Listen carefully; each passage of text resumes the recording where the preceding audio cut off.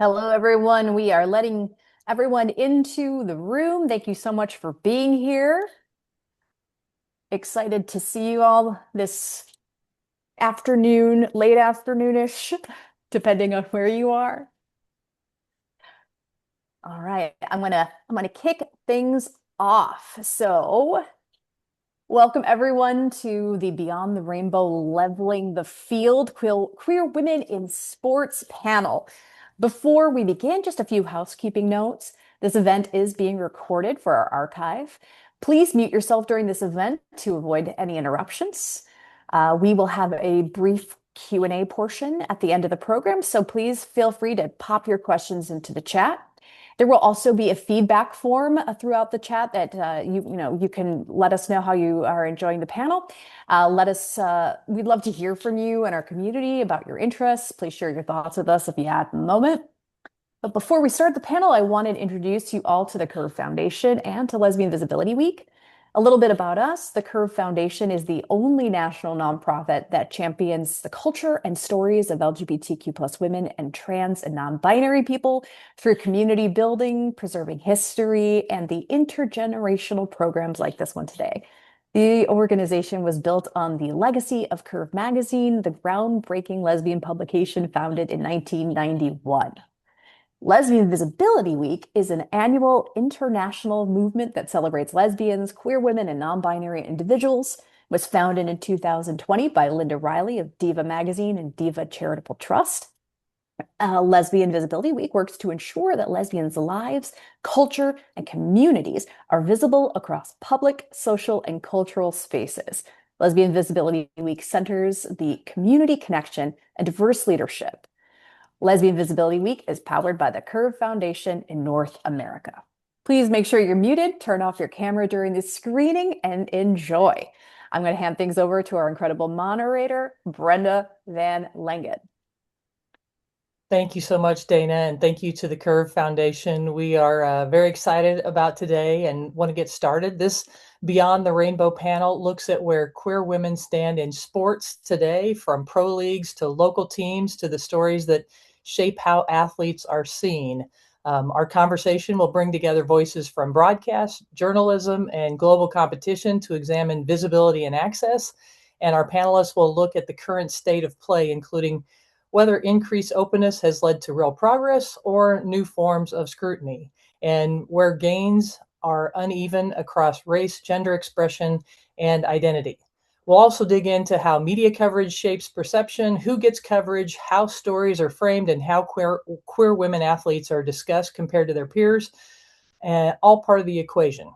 Panelists will draw on experience from across the outlets, from mainstream platforms to queer-focused sports media, to show how narrative power works in practice. Beyond elite sports, the conversation shifts to community leagues and everyday participation, from organizations like the Gay Games to local networks. Panelists will explore what access looks like on the ground and how inclusive spaces are built and how these spaces can lead to leadership and advocacy. The panel will also address the current political climate, including how anti-LGBTQ policies affect athlete safety, participation, and support from leagues and teams.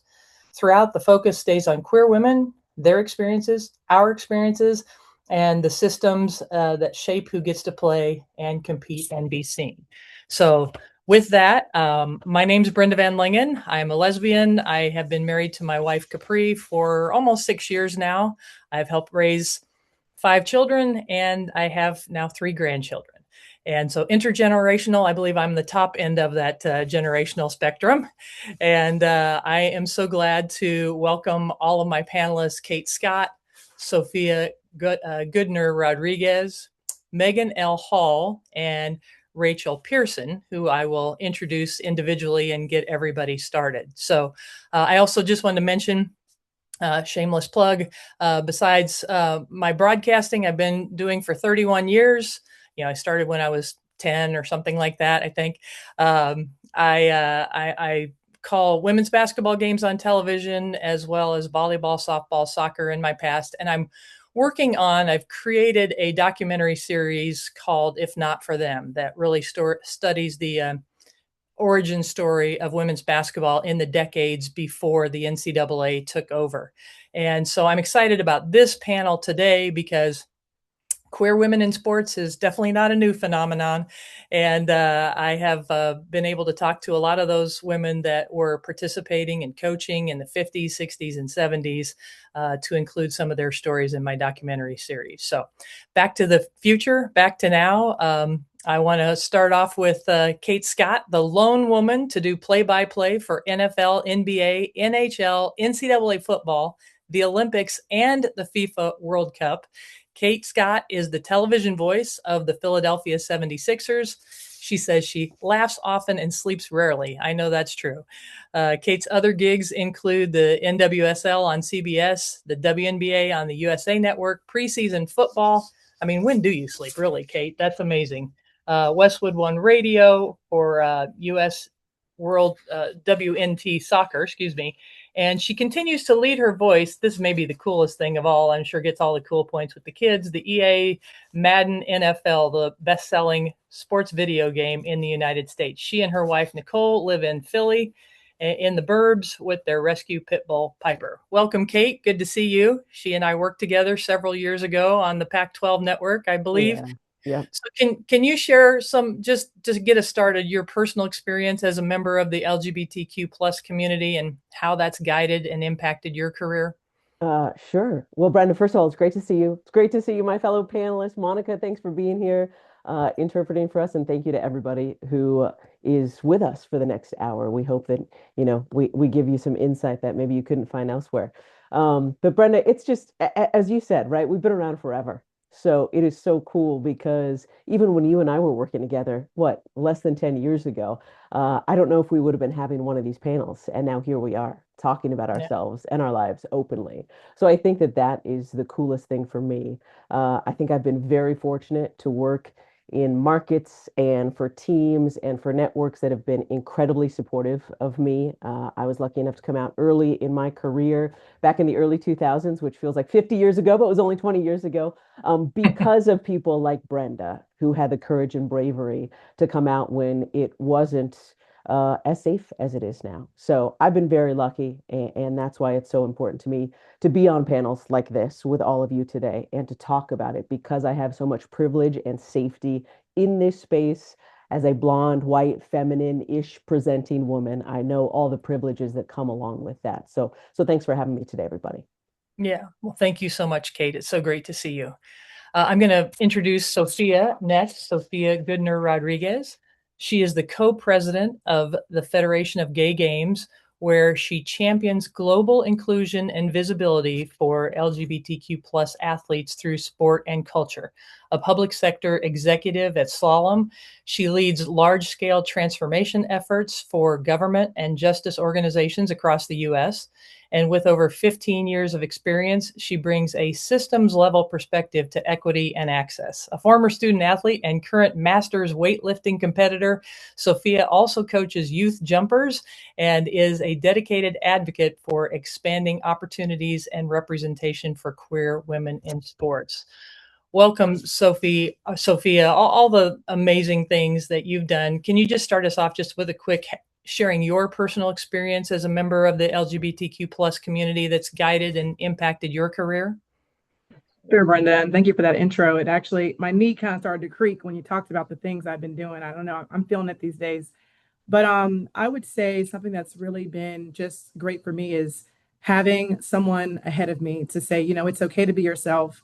It's okay to come out here and sometimes straight sports or around coaches, parents, athletes that maybe aren't comfortable with, other sexual orientations and be able to excel. I mean, it's great to be good at a sport, but again, when you have that community and you can feel like you can showcase not only your athletic ability, but also just your empathy, your emotional intelligence. Some of those things just really, I think, have encouraged me to stay inside of sport, to stay in organizations that can allow for sports and other cultural events to be accessible to all across this nation. So really happy to be here.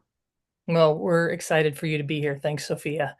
And just a reminder, if anybody wants to pop some questions in the chat, you are welcome to do that. Also want to thank Monica Parks for providing our ASL interpretation as well. So all of us together are just so excited to be here with you today. Meghan L. Hall is a journalist and staff writer with USA Today's For the Win. She has a new title. Congratulations, WNBA senior reporter now. And she specializes in women's sports, particularly in the WNBA and the women's basketball space. Congratulations on your promotion. You are a great ally. We appreciate you being on this panel. As the lesbian visibility site says, you don't have to identify as a lesbian to lift up those who do. And so we appreciate, Meghan, you being a part of this panel today. What drew you to this conversation today? Yeah, well, first of all, thanks for having me, and thank you on the warm wishes on my promotion. My head has not stopped spinning since getting that promotion just a couple of weeks ago. But I think for me, it's just more about accepting people for who they are and where they are in their lives. And I think that's something that my parents have always instilled in me since I was young. And so when I became a journalist, I really wanted to kind of take some of those same sort of lessons and apply it to the way that I storytell. I tried to make sure that I pull out the authentic versions of people and what their stories are in the way that I attack, my storytelling as well. So I think for me, it was just about how can I make sure that I'm highlighting the best versions of people in a way that feels authentic, that feels truthful, and that actually accurately represents who they are and what they do. Awesome. Thank you. Thank you for all you do. I love following you on Twitter, X, whatever, and getting your Twitter, insights. Exactly. Thank you so much.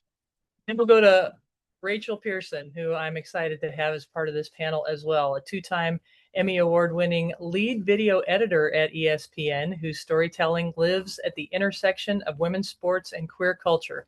As a lifelong athlete, she has witnessed firsthand how sports build leadership, resilience, and belonging for the she's, theys, and gays. Through her work, Rachel is committed to amplifying LGBTQ plus voices and helping shape a more inclusive future for sports and media.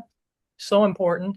And in addition to her daily edit roles, serving award-winning franchises like SportsCenter and the Women's College Basketball Final Four, she has served as the Pride Chair and advisor for ESPN's LGBTQ plus employee resource group for 5 years. We appreciate that. Thank you. As well as produced and spoken on ESPN's panel for the National Lesbian and Gay Journalism Association Conference. Rachel lives in Los Angeles with her wife, Jess Garcia, dog Ruby, and cat Jersey. Welcome, Rachel. So glad you are here. Can you share a little bit about, to get started, your personal experience as a member of the LGBTQ plus community and how that's guided and impacted your career?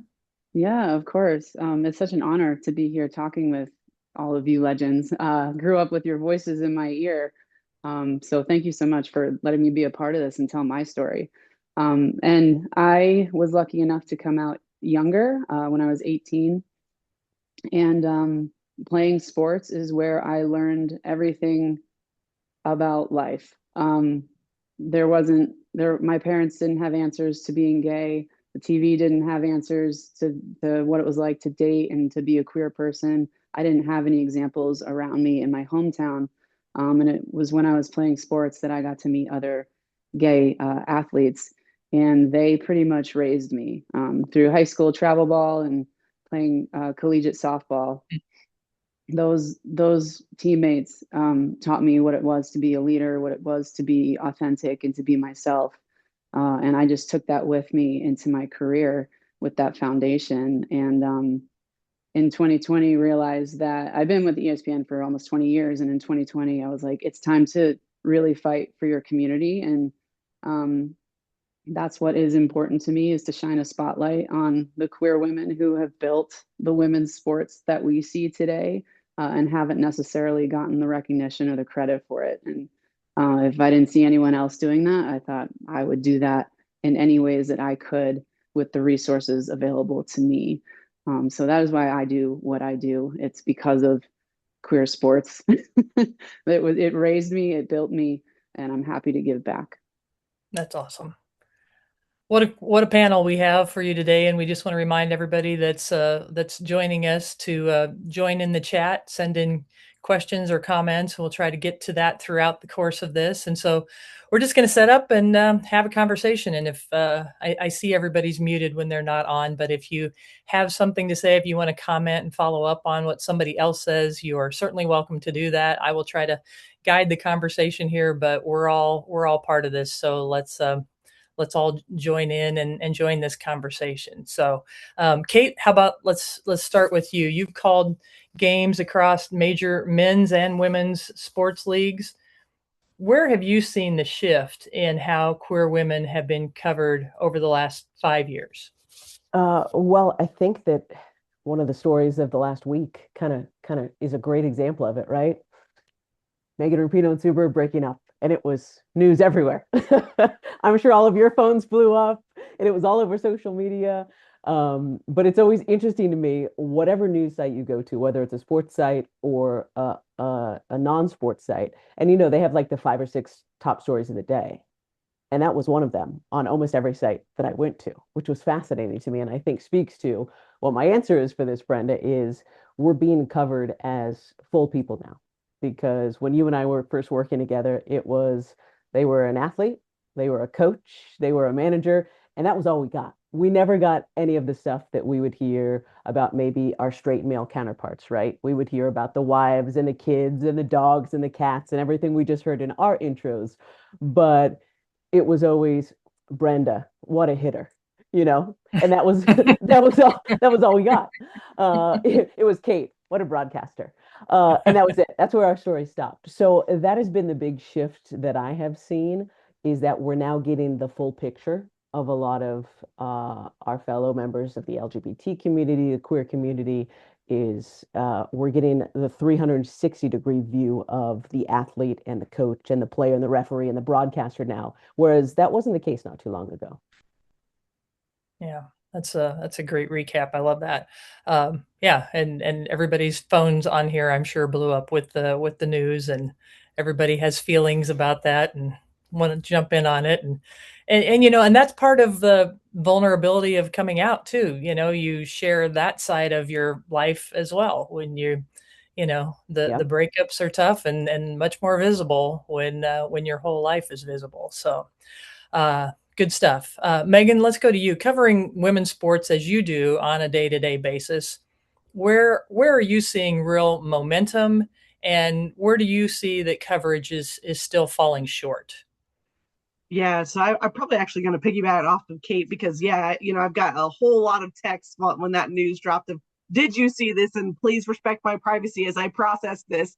So everyone's like, oh my gosh, this is life-changing news for me. And I'm like, well, wait a minute, what about Meghan and Sue? That's who we should be concerned about. But I think it just talks about how much this has infiltrated sports in general. And I would also say, if you add in the AZ Fudd and Paige Becker's, I would say news of the last week, where we have a question about their relationship, and now it's become this thing away from basketball, away from who they are on the court, and it's kind of yes, it comes with the territory, of course, but I've always felt like, okay, if we're going to talk about things, we should do so in a way that's respectful to the people, in a way that's respectful to the moment. And I thought that, like, yes, while we have this opportunity to ask it, in my opinion, that wasn't the forum to ask there. You could still ask and have that, have your thoughts on it. But I think that we could have given the respect to AZ for her introductory press conference and say, okay, great, we can move on.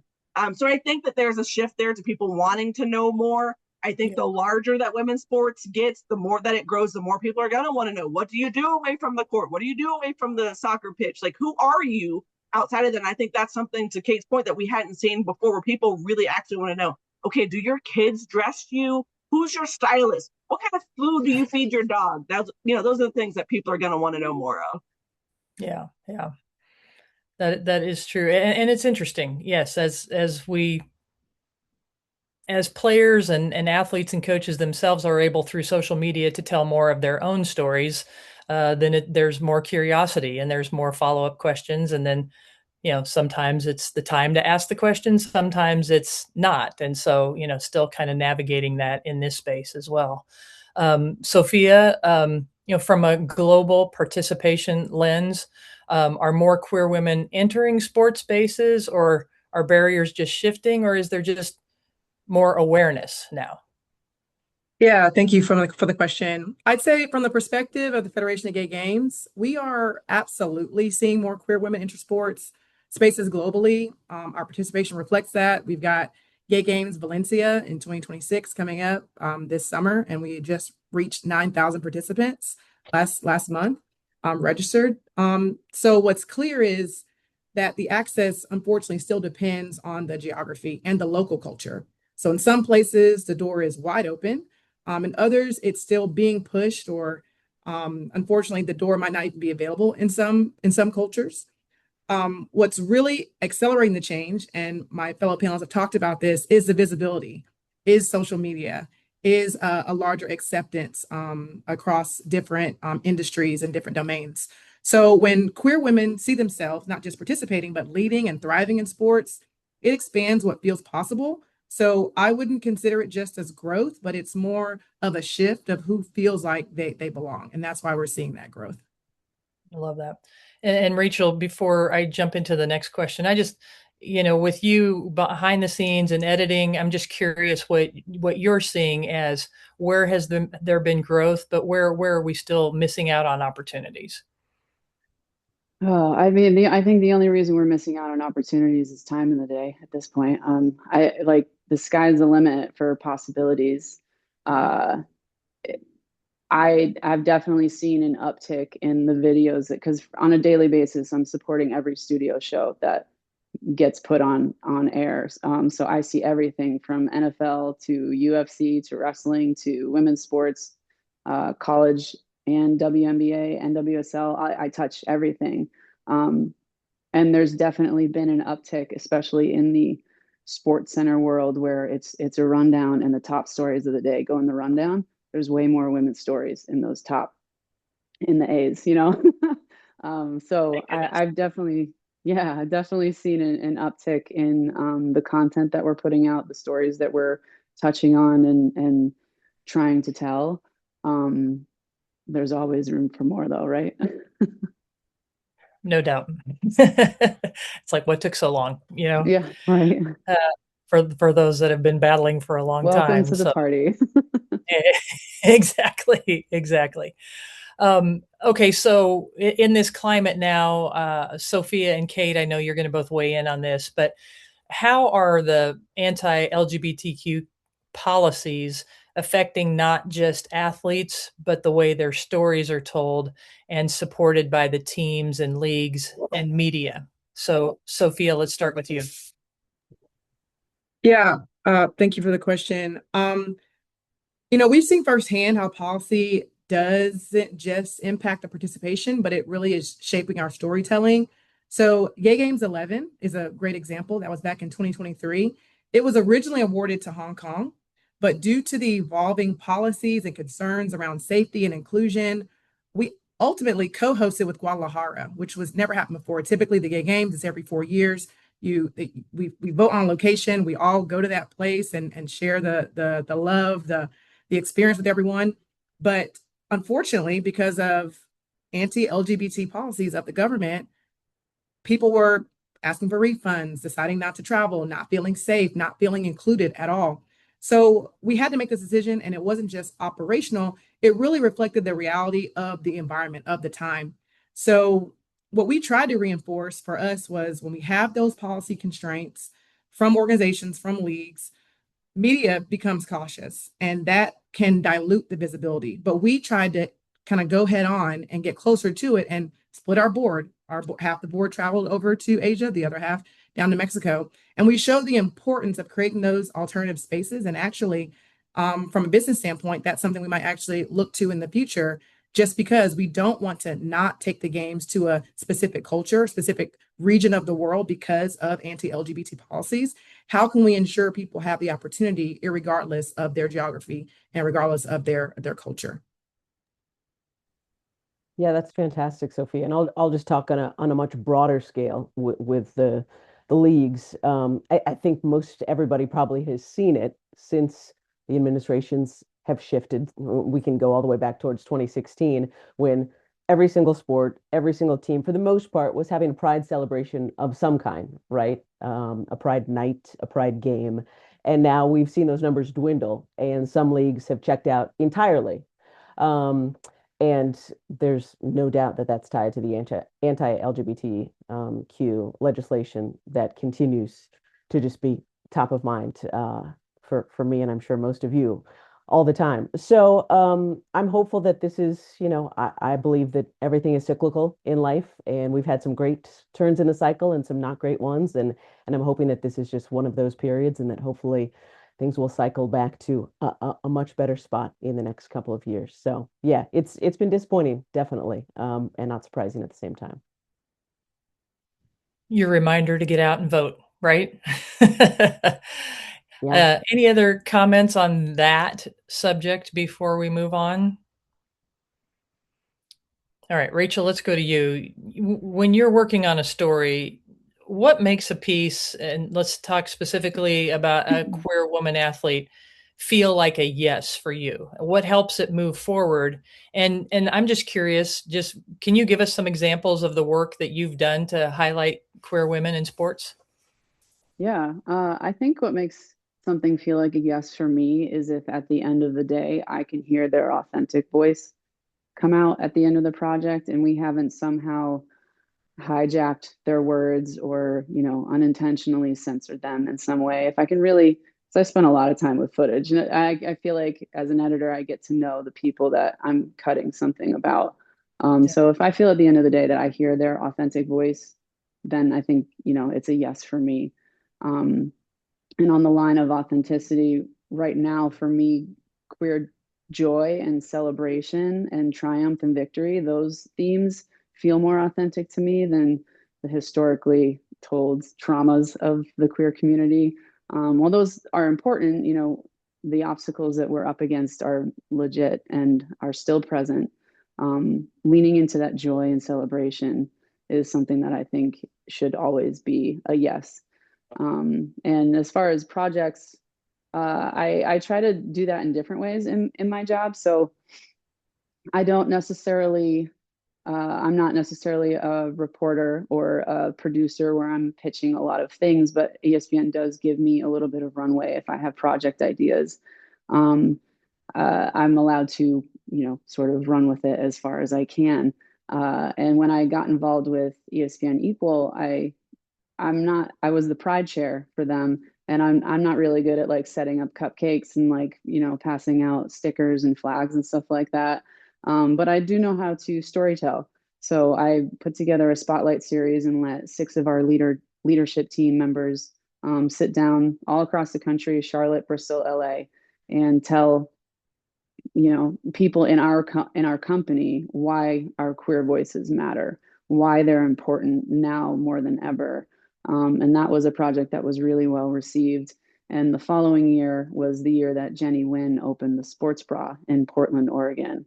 And my whole world pretty much stopped when that moment came across my Instagram feed, thanks to my wife. And I knew how important that is, to have that space where women's sports fans get to go and feel safe, and they're not secluded into a corner with a muted TV. It was just monumental for me. So I reached out to her and her team and asked if she'd be interested in coming in for an inclusive conversation internally. We had Elle Duncan moderate it. I personally invited Jimmy Pitaro, who attended the virtual event and then gave really positive feedback afterwards to myself and Susie Petrowski, the VP of W, also a badass queer woman. And that event was really, really positive. And I, me being who I am, I tried to milk it as much as possible. Jenny, speaking of those Pride games, Angel City had a Pride game that weekend, and Jenny was like, "I'm going to be in town for it." And I said, "Do you want to be on Sports Center?"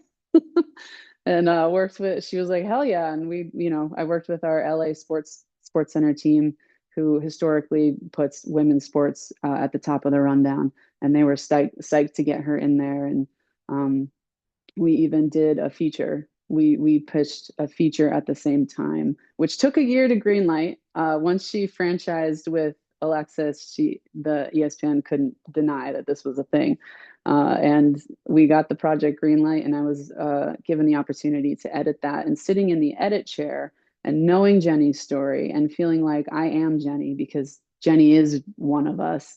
It was really important to me that we made sure that we were telling her story authentically and putting Trans Lives Matter B-roll in wherever I could and using that imagery intentionally and making sure words like, she spoke about being a queer woman of color who felt othered in these other spaces, and that's a sentence that is important to hear, especially on a network as big as ESPN. So I try to use the resources that I have available to me to highlight as much as I can our community and our people, because I know how important and special we are.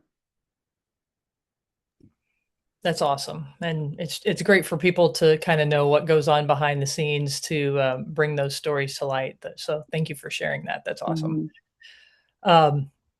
Kate, as a broadcaster, how do you approach language? You and I are both in the language business. All of us are, but it's what comes out of our mouths that people hear so often. But how do you approach language and framing when talking about queer athletes and coach in real time? Yeah. Well, it's about knowing before you go live, right, Brenda? Right. What, Preparation. right? Don't just know how to pronounce people's names, but know their pronouns, know if they want to talk about things beside whatever sport it is they're playing. So it's about doing all of our work beforehand. As I always tell people, the on-air part, I'm sure Rachel can agree to this as well, and Megan, like most of our work is done in edit bays, is done interviewing people behind the scenes. Like this is where I do most of my work. It's actually in my office. It's all the research and prep I do preparing for that moment when it is finally real time. And I'm talking about those players. So it's just putting in the legwork beforehand, and knowing if I think I might want to share something about this person's relationship, something about their family, something about their personal life, that I confirm it with them before the match or before the game. That's the important part. Never assume. Even if they posted about it on their social media, that doesn't mean they want it on a national broadcast. But I can then say, hey, I saw you post about your girlfriend. Congratulations on going public with your relationship. That's so cool. I would love to bring it into our broadcast if you're comfortable with that. How would you feel about that? So I talk to the player or coach or whoever it may be that I'm covering directly. And then if I get approval, I will probably ask follow-ups just to be 100% sure. Okay, how would you like me to talk about that? Do you use gay? Do you use queer? How do you identify? How does your partner identify? Do you use partner? Do you use wife? Like girlfriend?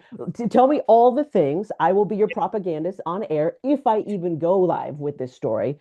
But Right. I want to, kind of as Rachel was saying, like being in the story with Jenny, you knew when I'm really comfortable with a story, that's when it comes out best on air. So if I feel really comfortable knowing all the words I'm going to use, all the language I'm going to use, it still doesn't mean I'm going to use it, because one thing that's really important to me, even though I'm gay and obviously very proud about that, and I'm so excited that now so many athletes and coaches want to be open and visible with their lives as well. I'm not going to force a story in just because somebody like, hey, guess what? Oh, she hit a three. And also she's bisexual. Like that's not going to happen on a broadcast, Right. because that feels unnatural, right? So, but if I would share the same story because somebody just had a baby and they're a straight man and their wife just gave birth, like great, then I would also share that story. So anyway, I'm rambling now, but it's just about doing No. that prep work beforehand and making sure that the person I'm going to be talking about completely supports what I might say about them on air. And then me putting in the time to be really prepared so I'm not stumbling and bumbling over my words when I do go on air, because I know that that moment is going to matter for them and probably other people watching who may not have heard a story like that before. So I really want to get it right. Yeah. Yeah. Yeah. That's such an important way to approach it, and getting that, making sure you're touching base with the person to find out.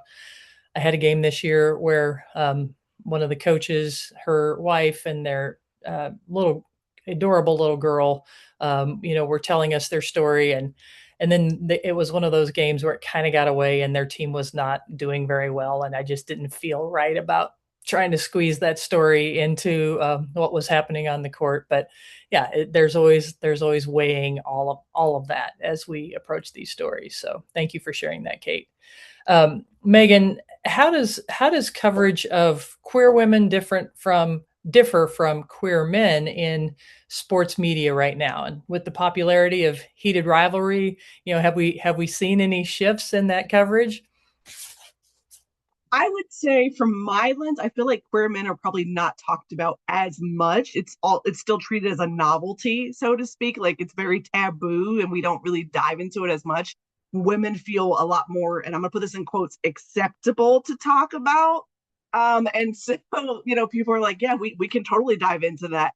I think for me as a journalist, I want to make sure that everyone is getting my equal sort of effort and authenticity when I'm writing.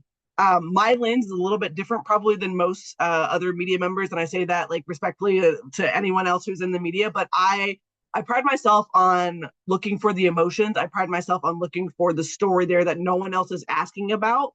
For example, this is not intentional, but I've made 3 athletes cry in the last 3 weeks, and it was because I asked questions around what I could visibly see were emotions, what I could visibly see what they were going through. And so I think if more people ask those questions, but in such a way that like makes that person feel human, we might have better stories in terms of covering queer athletes. And I think for me, covering the WNBA, I have queer athletes make up a good portion of the people that I write about or that I might do videos on. And so I have such a level of care where I'm like, okay, Meghan, you don't want to sound insensitive when you ask questions.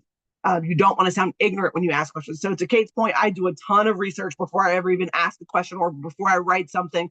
And then I'll ask people, are they comfortable? And I think that's the other thing. Like, I think we make a lot of assumptions about what people are comfortable with and not comfortable with talking about. And they feel like, okay, this athlete is public, so they must be cool with talking about it.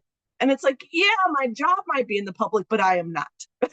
And I think if we were able to separate that, then we would probably have a lot more authentic stories. And you might get something like a heated rivalry where it's not just a concept, it's not just a book or a show, and it becomes real life where you're able to talk about those things. And I don't know necessarily that we're there yet on the men's side. I think we're getting there on the women's side. We're having people asked about relationship. DeWanna Bonner just got asked about how her and Alyssa Thomas, handled that. And I think well, athletes are like, yeah, thanks so much for asking, but can I actually like talk about what I came here to talk about? So I think there's a balance there of knowing when to ask, how to ask, and then giving them the space to say, yes, this is okay for me right now. So I just think that we're still in probably the baby stages of learning how to navigate this properly, where it doesn't feel like, ooh, we probably shouldn't have said that, or ooh, we should have thought about that before we asked it.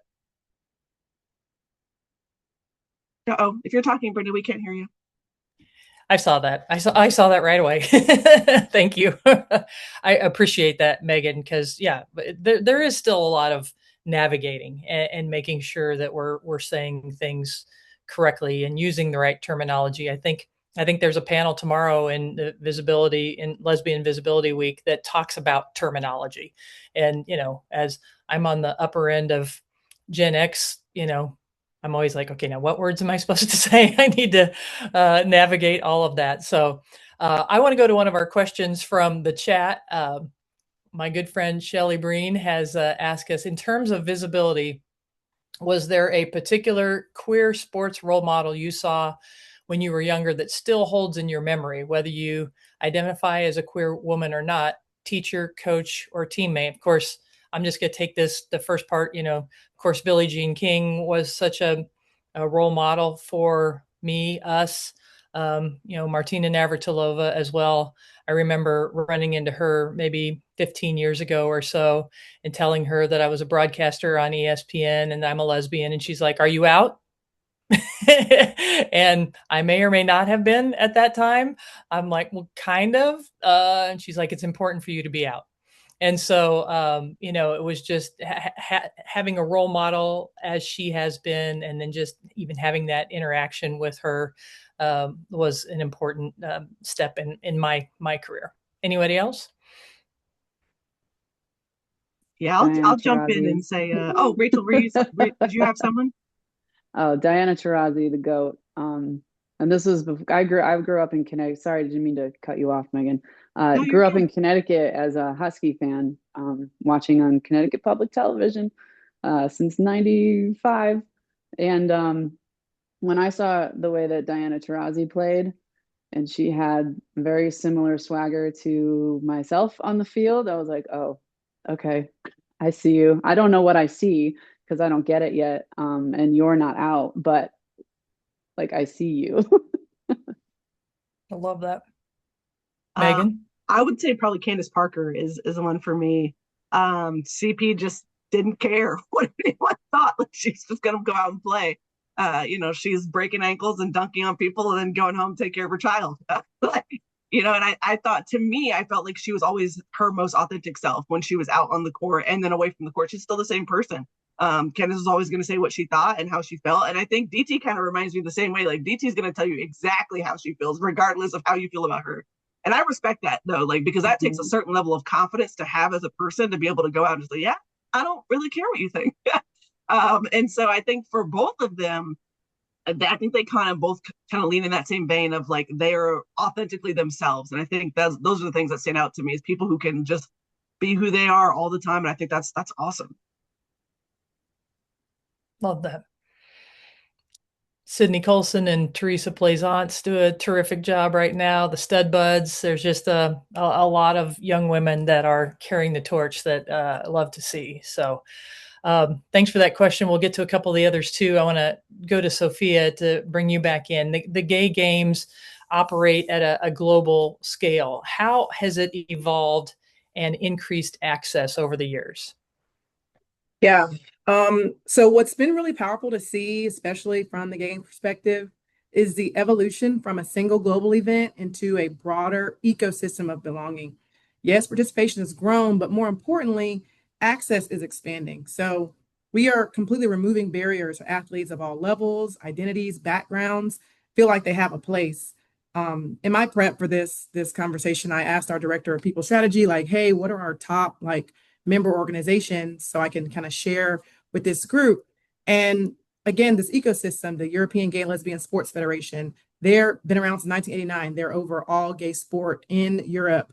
International Group of LGBTQIA plus aquatics, International Gay and Lesbian Football Association, International Gay Rugby, International Gay Rodeo Association. These are different organizations with their own boards, their own budgets, who are solely focused on access to that sport, to that event, for people of all ages, of all genders, all backgrounds. We're also seeing stronger local pipelines. Community leagues, which we've talked some about, organizations are becoming entry points. I'm thinking about Sin City Classic, the Capital Cup Festival, Gay Bowl, Pride Bowl. And these are helping people experience inclusive sport close to home before you have to necessarily fly to Valencia or fly to Perth in 2030. And at the same time, we've been intentional about expanding access globally, especially in regions where that opportunity hasn't always existed. So those different organizations I talked about have their own frameworks and their own expansion plans for different regional places where being out is not okay. So the evolution isn't just scale. I would say it's depth. And we're moving from you can participate to you truly belong here wherever this sport is located. Yeah.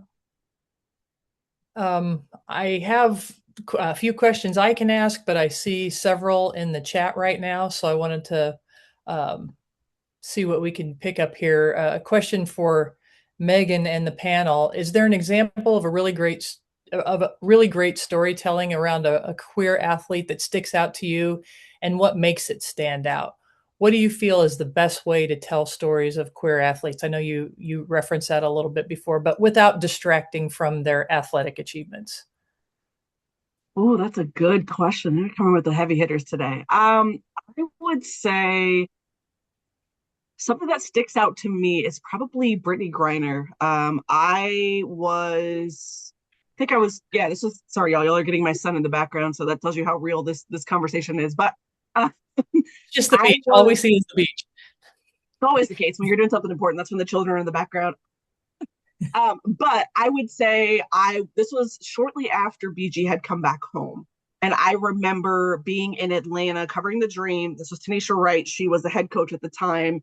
And I think BG had come to Atlanta for a game, and they asked, Tanisha to speak about it. And she just essentially talked about the impact that BG had made on the community and also on WNBA fans in general. And so I remember that being a really important moment because the storytelling was actually happening really silently. She had a pin on her lapel that was in support of BG, and then she went out of her way to also, to highlight. But I think it was a moment to realize like this person was human. This person went through a lot, and not only this person also had a really big impact on who they were on the court and off the court.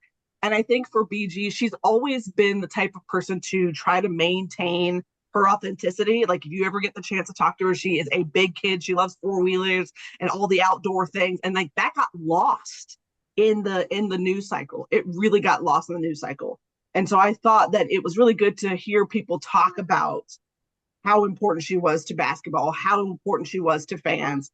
And I think so when she came here to Atlanta, she actually joined the dream. I was like, okay, we need to get this story out. And so I think it's just in those moments, I really want people to realize, like, I think let's say this, I think that a lot of times we forget the human elements of this. We forget who people really are at their core. And so I want us to be able to pull those elements out in a respectful way. And so I think for me as a straight woman, I'm always like, okay, Meghan, don't sound ignorant. And I'm always texting either friends or people who I know who can educate me so that I am making sure that I'm saying the right things, that I'm making sure that I'm using proper pronouns, that I'm not saying something that is antiquated. And as a true journalist, I'm Googling all the time. My husband's probably sick of the things that I like tell him because I'm like, oh, did you know this? Did you know this? And oh yeah, I found this out today. And that's how I learn. But it's helped me become such a better journalist. And I want to make sure that like as someone who is helping to uplift queer women, but also women of color, that those stories aren't getting lost, that we're not forgetting those elements that make up everything that people are, if that makes sense. Yeah, absolutely. And I'll just jump in real quick, Emily. And I don't know if this answers the second part of your question, but it was, what do you feel is the best way to tell stories of queer athletes without distracting from their athletic achievements?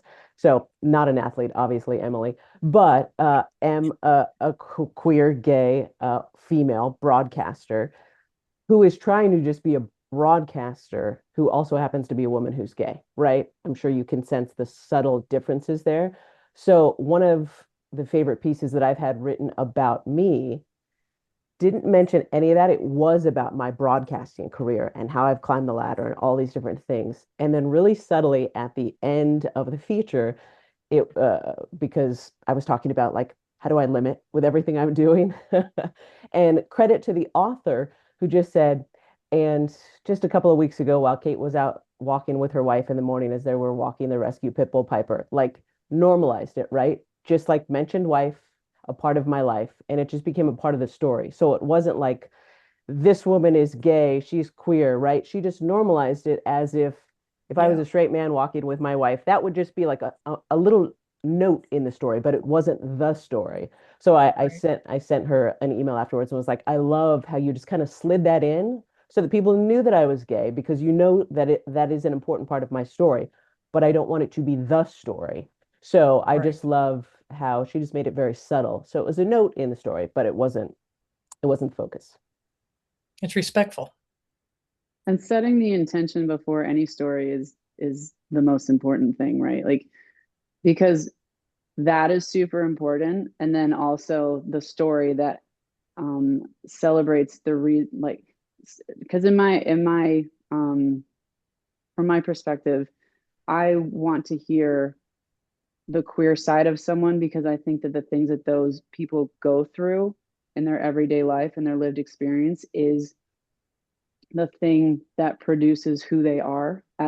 It contributes highly, right? So there's a place where you need to be telling those stories and that side of it. But if the story is about you and your broadcasting, that little subtle slip in is the perfect way to make you a whole person. But if the intention of the story is this person is a baddie because they went through this, and this, setting that intention at the beginning of telling any story, I think is important. Yeah, 100%. That was definitely a different feature than the ones I've done for LGBT publications, right? Where the story was about my wife and our family and stuff like that. So yeah, really good point, Rachel. Yeah. I love this question from Carolyn Binder for anybody. Is there a point in time that stands out in your respective journeys where you realized how much you're shaping history in this way? Yeah, I'll jump in really quickly, Brenda. Formerly, I supported quite a few clients in the federal space, defense space, who you would assume live a certain lifestyle. May it be straight laced, not necessarily okay with people being gay or black or poor or whatever those statuses are. And I've always kind of lived my life out loud. I share if I'm traveling for an LGBT event or if I'm speaking somewhere. And I had a client who will remain unnamed. I said, "Hey, I'm going to be playing flag football. It's in your hometown. I think you're there. You're like, just so you know, you're welcome to come." This person brought his family, so his significant other, straight guy, brought his dog, brought his kids, and they were just hooting and hollering on the sideline. Man, Sophia, this is so fun. It's like regular football. Yes, sir, it is regular football. It's just flag.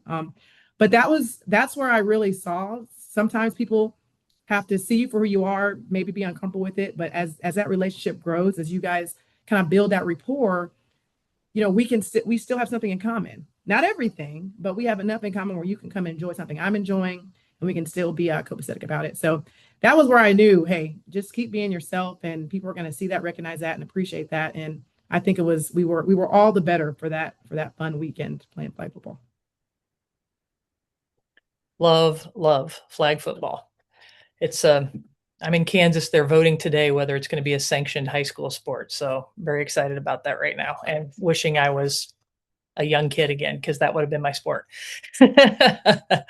Okay, let's a couple of policy questions. I just want to fit in here if we can get some quick answers on these. Unfortunately, they're important. I don't want to breeze by them, but let's try and move through them if we can.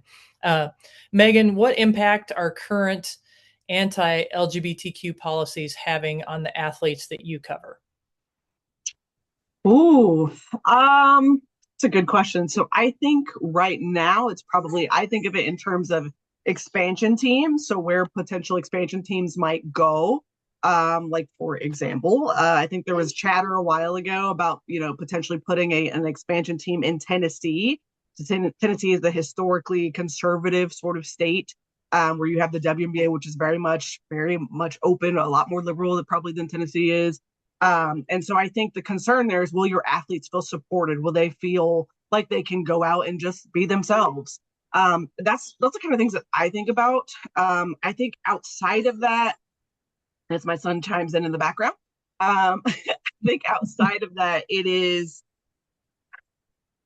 I think really, so I would say living here in Atlanta is a really interesting juxtaposition, because Atlanta is openly liberal, but lives in it's centered in a conservative state. So I think that you see these different viewpoints all the time of what people can and can't do, or should be able to do and shouldn't do.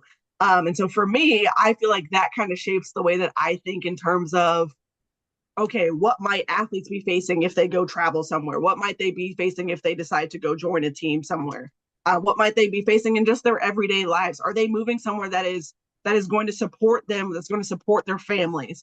I think that's probably my answer. I think unfortunately we're at a state where, yeah, that still has to be a consideration. We're at a point where it still has to be a consideration. If I move here, will I be safe? If I move here, will I be supported? If I move here, can I just be myself? And yeah. I think for me, just very transparently, I grew up in Texas, and people know that Texas is an openly, red state.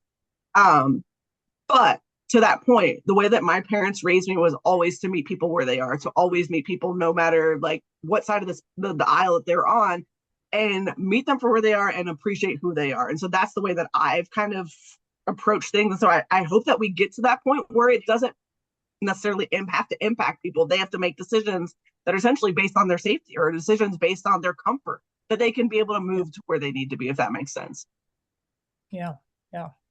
Rachel, I'm going to kind of combine a couple of your questions here, but where are you seeing more space for queer women's stories? Where are there still limitations? And then what does meaningful allyship in sports media look like right now? Yeah, I mentioned a little bit earlier that I think the sky is the limit, honestly. I'm not someone who sees limitations in general, so it's hard for me to put a ceiling on anything. So I'm definitely not going to put a ceiling on this. I think, anywhere there are women, non-binary, trans athletes, coaches, fans, family members, front office folk, you're gonna have an opportunity to tell queer women's stories. And I say women because right now that's where the focus is on.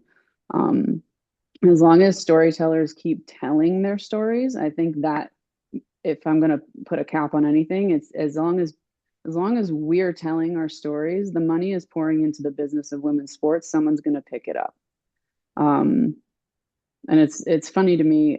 I met Franco Stevens and the Curve Foundation at NLGJA, and ESPN is usually like the cool kid everywhere that they go, and for some reason at NLGJA, it's sort of the odd man out because we aren't doing like hard hitting broadcast media. But I see the possibility and the opportunity in this space as almost greater than mainstream news media. Just because you're reaching people who don't necessarily just watch the news and already have an opinion on things. You're reaching them on their weekend, and you're reaching them on a personal level and sharing this story about an athlete that maybe they didn't know about. So yeah, sky's the limit for storytelling in this space. I think we've only scratched the surface of it. And as far as meaningful allyship, this one I had to really sit with because I feel like the goal line keeps moving as we evolve and as our culture evolves. Allyship looks different and means something different.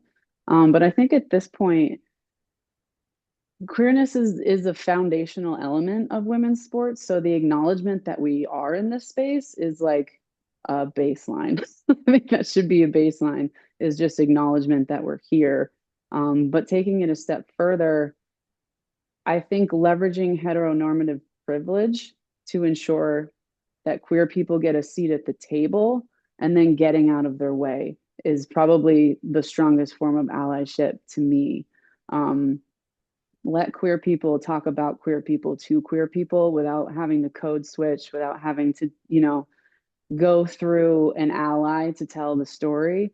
Let the stud buds be the stud buds. You know what I mean? Let TP and Sid be TP and Sid, and let them speak to the group that you're trying to speak to. I think that's probably my what allyship looks like to me these days. Love that. Thank you. Sophia, you coach and compete. What makes a space feel safe enough for people to come back? Yeah, I think the safety is about the intersectionality. We realize that our athletes who are showing up aren't just LGBTQ, where they have race they're dealing with, potentially disability, socioeconomic status. So, what I think keeps me coming back competing and keeping people in sport is continually to broadcast the mindset of everyone is welcome. We can't have barriers for sport. That doesn't make sense. So, at least for the Gay Games perspective, we're including things like expanding our adaptive sports and accessibility. We're increasing global outreach to underrepresented communities. And we're recognizing that cost and travel can be disproportionately impact athletes at multiple levels, multiple ages. I mean, I'm thinking of even these travel ball teams, youth ball. I mean, this is a million dollar business. Not all parents can access. So we've got to make sure we're listening, we're learning, and we're designing the games, the local community events, the international and global sports and sponsorships to reflect that we have a full, diverse community, and we've got to make sure it's accessible, and that requires us making sure that it's open to all, and not just folks who can afford it or who have access to it. Fantastic. I think we could stay on here for another hour or more and cover a lot of important topics, but I want to thank each one of our panelists for your wisdom, your insight, your passion, all of these things and what you do in your day-to-day jobs. Thank you so much. And thank you for being a part of this panel. I want to thank Franco Stevens and Shelley Breen for inviting me to be a part of this, and Dana Piccoli for all of your help, and the entire Curve Foundation. And just thank you all for being part of this, and thank you for inviting us to join you.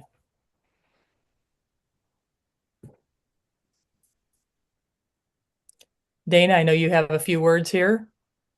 I do. Thank you so much, Brenda, and to all of our panelists. Thank you so much. Thank you all for joining us today. This panel and the Beyond the Rainbow series is a production of the Curve Foundation. I shared some links in the chat for you to check out. We'd love to hear your feedback to help shape our future programs. And please also consider making a donation to the Curve Foundation. Your donations directly support programs just like this. Ah, yes, thank you, Sunny. We've got the QR codes right there. You can also go to lesbianvisibility.org or thecurvefoundation.org and support the foundation there.